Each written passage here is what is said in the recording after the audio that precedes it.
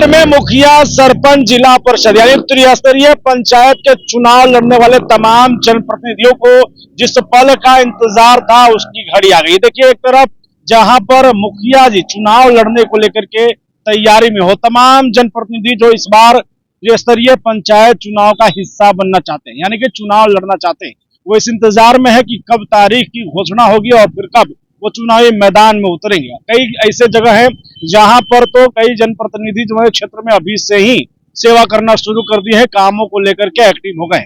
अब ऐसे में सबकी निगाह इस बात की है कि आरक्षण रोस्टर को लेकर जो बड़ा बवाल छिड़ा हुआ था कि आरक्षण रोस्टर जो है कब लागू होगा, कितना प्रतिशत लागू, यानी कि किस पंचायत में कितना प्रतिशत आरक्षण लागू होगा, यानी कि जो पहले से पंचायत है उस पंचायत पर किस आधार पर आरक्षण रोस्टर जारी किया जाएगा और आरक्षण लागू होगा। ये तमाम चीजें आपको बताएंगे। उससे पहले आप बुलेट न्यूज टीवी देख रहे हैं और मैं हूं आपके साथ राज पाठक। RNP ग्रुप ऑफ इंस्टीट्यूशंस में नर्सिंग और पैरामेडिकल कोर्सेज में नामांकन शुरू। आधुनिक लैब, अनुभवी फैकल्टी और बेहतर प्रैक्टिकल ट्रेनिंग के साथ रोजगार की मजबूत तैयारी। बेटीज बेटों के उज्जवल भविष्य की शुरुआत RNP ग्रुप के साथ। त्रिस्तरीय पंचायत चुनाव को लेकर के आपको मालूम है कि जो लेट लतीफी हो रही है उसमें सबसे ज्यादा और बड़ा कारण अगर कोई है तो वो जनगणना और आरक्षण रोस्टर को लेकर। आपको मालूम है कि 2006, 2011, उसके बाद 2016, 21 के बाद 2026 में अब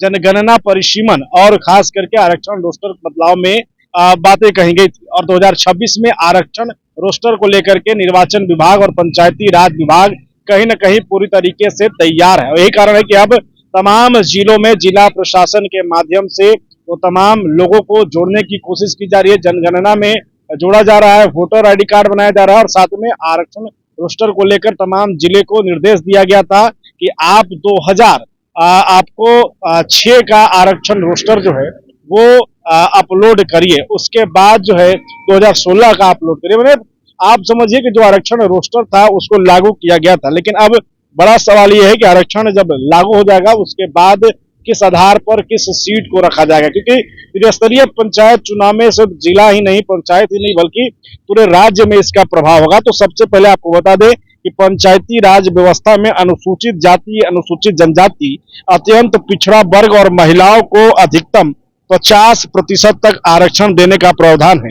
वहीं पर अनुसूचित जाति और जनजाति को उनके आबादी के अनुपात में आरक्षण मिलता है। उदाहरण के तौर पर यदि किसी क्षेत्र में यानी किसी पंचायत में कहिए, किसी जिला में कहिए, अगर किसी क्षेत्र में इन वर्गों की आबादी 25% है तो उसी अनुपात के पद आरक्षित किए जाएंगे। इसके अलावा अत्यंत पिछड़ा वर्ग को लगभग 20% तक आरक्षण का प्रावधान है। अब आपको बता दें कि आरक्षण व्यवस्था केवल गांव पंचायत स्तर तक सीमित नहीं होता बल्कि ये अलग अलग स्तरों पर लागू होते हैं। यानी मुखिया पद का आरक्षण पंचायत समिति क्षेत्र की सभी ग्राम पंचायतों के स्थिति को देखकर तय किया जाता है। वहीं पंचायत समिति सदस्यों का आरक्षण पूरे पंचायत समिति के पदों के आधार पर निर्धारित होता है। इसके अलावा प्रखंड प्रमुख पद का आरक्षण जिले में कुल पदों के 50% के आधार पर तय किया जाता है।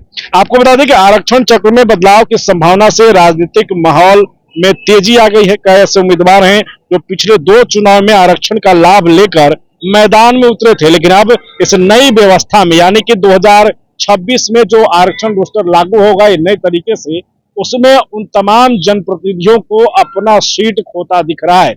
यानी कि जो आरक्षण के आधार पर पिछले दो बार से चुनाव लड़ रहे थे, इस दफा जो है वो ये चुनाव नहीं लड़ पाएंगे और यही बड़ा कारण है कि अब उनकी परेशानी बढ़ी हुई है। लेकिन नए तौर पर जो आना चाहते हैं पंचायतों को लेकर के उनकी उम्मीदें भी बनी है। अब बता दें कि आरक्षण रोस्टर लागू होने को लेकर के जो चर्चा तेज है वो 15 जून के करीब इसकी जो है आधिकारिक घोषणा होने की बात कही जा रही है। हालांकि इस पूरे मुद्दे में पंचायत चुनाव को लेकर के कैसी क्या तैयारी है और सबसे बड़ी बात कि क्या 2026 तक सरकार इस पे तैयार हो पाएगी, ये भी सवाल है। हम लगातार इस पर अपडेट देंगे। फिलहाल बने रहिए, देखते रहिए बुलेट न्यूज।